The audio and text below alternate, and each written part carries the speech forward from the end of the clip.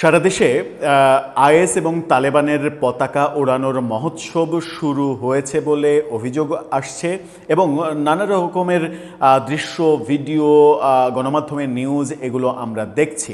সর্বশেষ মাদারীপুরের showdown, motorcycle নিয়ে শোডাউন, সাদা পতাকা কালো পতাকা নিয়ে শোডাউন, এটা নিয়ে বিবিসি বাংলা একটা ভিডিও প্রতিবেদনও তুলে ধরেছে এবং এর আদ্যোপান্ত তারা খুঁটিনাটি তুলে ধরার চেষ্টা করেছে।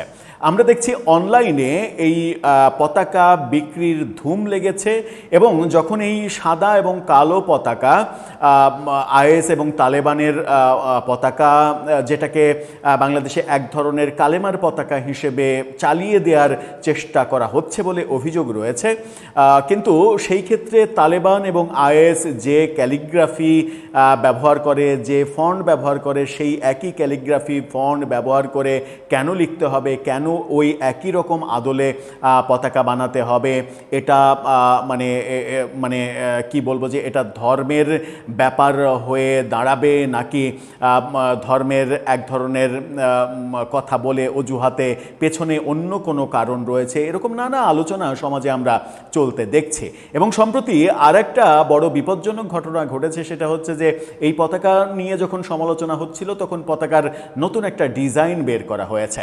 সেই ডিজাইনে আমরা দেখছি এক সাইডে বাংলাদেশের পতাকা প্রিন্ট করা হয়েছে আর বাকি সাদা অংশে ওই তালেবানি স্টাইলে ক্যালিগ্রাফিতে লেখা সেই ব্যাপারগুলো এক জায়গায় করা হয়েছে এবং সেখানেই বিতর্ক উঠছে যে বাংলাদেশের পতাকাকে অবমাননা করা এবং বাংলাদেশের পতাকাকে বিকৃত করার অভিযোগ।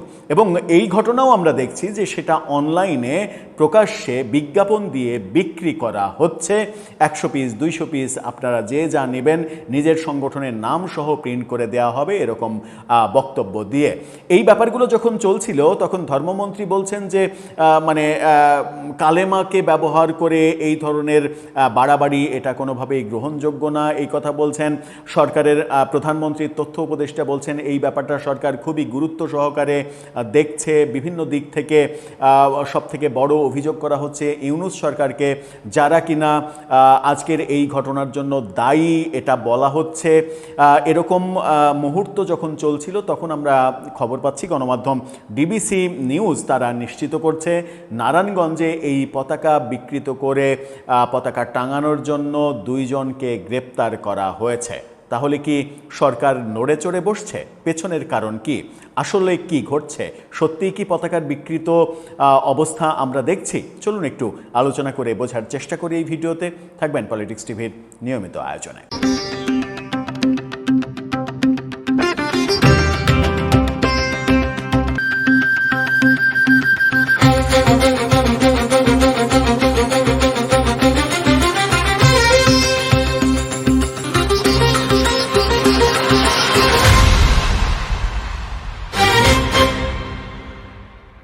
দর্শক, বলছিলাম যে ধর্মের নামে তালেবান, আইএস, বিভিন্ন আন্তর্জাতিক জঙ্গি সংগঠন যে সকল পতাকা, সাদা কালো পতাকা ব্যবহার করে, সেই পতাকা বাংলাদেশে উড়ছে অবিরাম। নিষিদ্ধ ঘোষিত হিজবুত তাহরির ডক্টর ইউনূসের আমলে বিশাল বিশাল শোডাউন করেছে। এমনকি বঙ্গবন্ধুর বাড়ি 32 নম্বর যখন ভাঙা হয় তখনও এই পতাকা সেখানে উড়েছে, এমন দৃশ্য আমরা দেখেছি। সামাজিক যোগাযোগ মাধ্যমে লাইভের মাধ্যমে এইগুলো আমরা দেখেছি। নারায়ণগঞ্জ থেকে 2 জনকে পতাকা বিকৃত করার অপরাধে গ্রেপ্তার করা হয়েছে এমন তথ্য এসেছে। ডিবিসির এই শিরোনামটা দেখে নিন, সেখানে যে ছবিটা ব্যবহার করা হয়েছে, যে পতাকাটা টাঙানো আছে, সেটা দেখলেই আপনারা বুঝতে পারবেন যে এক সাইডে বাংলাদেশের পতাকা, বাংলাদেশের পতাকার শেষ মাথাটা ব্লার করে সাদা করে দেওয়া হয়েছে আর সাদা অংশে তালেবানি স্টাইলে ক্যালিগ্রাফি করা হয়েছে আরবিতে।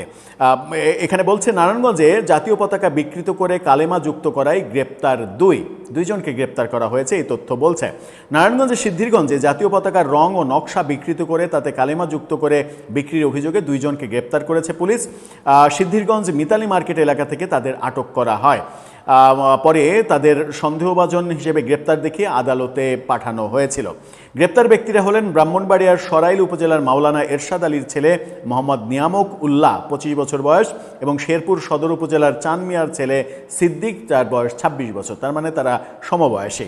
পুলিশ সূত্র বলছে গ্রেপ্তার ব্যক্তিরা নারায়ণগঞ্জ সিটি কর্পোরেশনের 2 নম্বর ওয়ার্ডের মিথিলা মার্কেট এলাকায় জাতীয় পতাকার আদলে আরবি অক্ষরে কালেমা খচিত পতাকা তৈরি করে অনলাইন প্ল্যাটফর্মে বিক্রি করছিল। সম্প্রতি সিদ্ধিরগঞ্জের বিভিন্ন এলাকায় এই বিকৃত পতাকা উঠতে দেখা গেলে পুলিশ তদন্তে নামে এবং তাদের আটক করে। ঘটনার সত্যতা নিশ্চিত করে সিদ্ধিরগঞ্জ থানার ভারপ্রাপ্ত কর্মকর্তা এমদাদুল হক, তিনি বলেন, জাতীয় পতাকার অবয়ব বিকৃত করে কালেমা খচিত পতাকা বানিয়ে গ্রেপ্তার ব্যক্তিরা একটি অনলাইন পেজের মাধ্যমে বিক্রি করছিলেন। তাদের এই কার্যক্রমের পেছনে রাষ্ট্রবিরোধী বা ভিন্ন কোনো উদ্দেশ্য রয়েছে কিনা তা খতিয়ে দেখা হচ্ছে। তদন্তের স্বার্থে তাদের 54 ধারায় গ্রেপ্তার দেখিয়ে আদালতে পাঠানো হয়েছে। মজার, মানে এর চাইতে হাস্যকর ব্যাপার কি আর হতে পারে যে পুলিশ বলছে যে 54 ধারায় এদেরকে গ্রেপ্তার দেখিয়ে আদালতে পাঠানো হয়েছে। 54 ধারায় কাউকে গ্রেপ্তার করলে কারো কিছু হয়? মানে এটাও কি পুলিশকে বোঝাতে হবে, নাকি এটা একটা মানে যে সমালোচনাটা হচ্ছে এবং সারা বিশ্ব থেকে সমালোচনা আসছে, বিশ্বের বিভিন্ন মানে হাইকমিশন অফিস থেকে বাংলাদেশ সরকারকে এই ব্যাপারে মেসেজ দেয়া হয়েছে, এরকম তথ্যও কিন্তু আমরা শুনছি। ঠিক সেই সময় পুলিশকে এক ধরনের আইওয়াশ করতে চাইছে যে এই দেখেন আমরা ব্যবস্থা নিচ্ছি। ব্যাপারটা কি তাই? এটা পতাকা বিকৃত করা যখন নিশ্চিত করে রাষ্ট্রদ্রোহিতার অপরাধ, তখন পুলিশ বলছে যে 54 ধারায় তাদেরকে গ্রেপ্তার দেখানো হয়েছে। তার মানে বোঝা যাচ্ছে ডাল মে কুচ কালা হ্যাঁ। এই ব্যাপারে কিছুই বলতে চায় না। এটা ধর্মের ব্যাপার নাকি আন্তর্জাতিক কোনো সংগঠনের মানে কার্যক্রম এখানে পরিচালনা করার চেষ্টা করা হচ্ছে, এই ব্যাপারে কিছুই বলতে চায় না। এটা নিয়ে এর আগে আরেকটা ভিডিও বানিয়েছিলাম যেখানে অনেক কথা আলোচনা করার চেষ্টা করেছিলাম। কোনো দর্শক হয়তো ভুল বুঝেছিলেন যে এই আলোচনাটা হয়তো ধর্মবিরোধী আলোচনা, কিন্তু আপনারা খেয়াল করেননি যে ধর্ম এক জিনিস আর কালেমা তো অবশ্যই আমাদের প্রিয় জিনিস, আমাদের ভালোবাসার জিনিস, আমাদের এবাদতের জিনিস। কালেমা আমরা হৃদয়ে ধারণ করি, কিন্তু এই ব্যাপারটাকে যারা ব্যবহার করে আন্তর্জাতিকভাবে জঙ্গিবাদের সঙ্গে জড়িত কিংবা ওই কাজ কাম করছে, যারা বিতর্কিত, তাদের ব্যবহার করা যে সিম্বল, সেই সিম্বলকে আমি ইউজ করে যখন চারিদিকে ছড়িয়ে দিতে চাইছি, তখন কিন্তু একটা ব্যাড মেসেজ সমাজের কাছে যায় এবং সেই ব্যাড মেসেজ আন্তর্জাতিক পর্যায়ে গেলে যেটা হবে, দেশের সব থেকে বড় ক্ষতি হবে। যেমনটা আজকে আফগানিস্তানের অবস্থা ভয়াবহ। আমরা কি দেশের এই ক্ষতিটা করতে চাই? আমি ধর্মপ্রচার করব, ধর্মের কথা বলবো, ধর্ম নিয়ে আলোচনা করব, সব কিছুই ঠিক আছে, কিন্তু সেটা আমি আমার মতো করে করব। এই যে আজকে অনেক সমালোচনার পরে যে আজকে পতাকা বিকৃত করে বাংলাদেশের পতাকা এক সাইডে দিয়ে আরেক সাইডে তালেবানি স্টাইলে ক্যালিগ্রাফিতে লেখা, এটা যে আমি আমার অজান্তেই রাষ্ট্রদ্রোহিতার কাজ করছি। কারণ জাতীয় পতাকার অবমাননা করা, জাতীয় পতাকা বিকৃত করা, এটা সরাসরি রাষ্ট্রদ্রোহিতার কর্ম। আর রাষ্ট্রদ্রোহিতার সাজা কি আমরা সবাই জানি। আরেকটা পতাকা দেখলাম অনলাইনে যেগুলো বিক্রি হচ্ছে, অনলাইনে ফেসবুকে চোখে পড়েছে, সেটা হচ্ছে আরেকটা ডিজাইন করা হয়েছে, এক পাশে বাংলাদেশের পতাকার আদল, আর এক পাশে ইরানের পতাকা, আর মাঝখানে ওই ক্যালিগ্রাফি লেখা। ভয়ঙ্কর ব্যাপার। ইরান যদি অভিযোগ করে যে আমার পতাকাকে আপনি বিকৃত করছেন কেন, তখন কি হবে? আন্তর্জাতিক পর্যায়ে আমি জবাব দেব কিভাবে? সুতরাং ব্যাপারটা কিন্তু ধর্মের নয়, ব্যাপারটা ধর্মের অবমাননার নয়, বরং এই কর্মকাণ্ড করে ধর্মকে বিতর্কিত করা হচ্ছে। কারণ ইসলাম শান্তির ধর্ম, ইসলাম আমার প্রিয় ধর্ম। এই ধর্মকে বিতর্কিত করা তো কোনো ধার্মিকের কাজ হওয়ার কথা নয়। হয়তোবা যারা করছেন ভুল বুঝে করছেন, ভুল মেসেজে করছেন, ভুলভাবে প্রভাবিত হয়ে করছেন।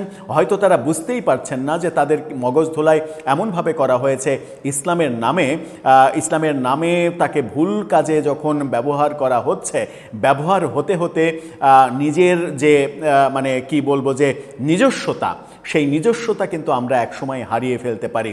পুতুলের মতো আচরণ করতে পারি এবং আমাকে যেভাবে নাচাবে সেভাবেই আমি নাচতে পারি। আর তখনই সবথেকে বড় বড় দুর্ঘটনা ঘটার সম্ভাবনা রয়েছে। নিশ্চয়ই আমরা সেটা চাই না। এবং এই ব্যাপারে সবথেকে মজার ব্যাপার হচ্ছে যে জাতীয় সংসদে আমার ফ্ল্যাটের পর্দা দিতে হবে, আমাকে ওয়াশিং মেশিন দিতে হবে, আমাকে মাইক্রোওয়েভ ওভেন দিতে হবে, এরকম দাবি ধর্মের নামে রাজনীতি করা প্রতিনিধিরা করছেন, নিজের আখের গোছানোর চেষ্টা করছেন। কিন্তু এরকম মহা সর্বনাশা ব্যাপারগুলো যখন ছড়িয়ে দেওয়া হচ্ছে, সেটা নিয়ে একটি কথাও কোনো ধর্মভিত্তিক রাজনীতির প্রতিনিধি কিংবা ধর্মভিত্তিক রাজনীতিকে কেন্দ্র করে জোটগত হয়ে নির্বাচন করা কেউই উচ্চারণ করছেন না। শুধু কি তাই, সরকারি দলের কেউই কি করছেন উচ্চারণ? তার মানে সবাই উদাসীনতা দেখাচ্ছেন। এই উদাসীনতা আমাদেরকে কি মানে আফগানিস্তানের দিকে নিয়ে যাবে? আমরা কি সত্যি সেই আফগানিস্তানের দিকে যেতে চাই, যেটা নেয়ার চেষ্টা করেছিল ইউনূস সরকার এবং তার মেটিকুলাস কয়েকজন উপদেষ্টা, যারা প্রকাশ্যে বলেছিল যে আফগানিস্তানে আফগান সংস্কৃতি এদেশে প্রতিষ্ঠিত করতে চান, এবং একজন সাংস্কৃতিক ইমামকে সেই দায়িত্বও দেওয়া হয়েছিল যেন হাজার বছরের বাঙালি সংস্কৃতিকে ধুয়ে মানে একেবারে মুছে ফেলা যায়, রিসেট বাটন টিপে ওগুলোকে মুছে ফেলা যায়, মুক্তিযুদ্ধের চেতনার যে সংস্কৃতি সেই সংস্কৃতিকে মুছে দেওয়া যায়, মুছে দিয়ে এমন এক কাওয়ালি সংস্কৃতি এখানে প্রতিষ্ঠিত করা যায় যেখানে শুধুমাত্র পাকিস্তানি লোকজন এসে গান গাইবে। সেটাই কি হবে? দর্শক, আপনার কাছে সেই প্রশ্ন উত্তর জানিয়ে লিখতে পারেন আমাদের কমেন্ট বক্সে।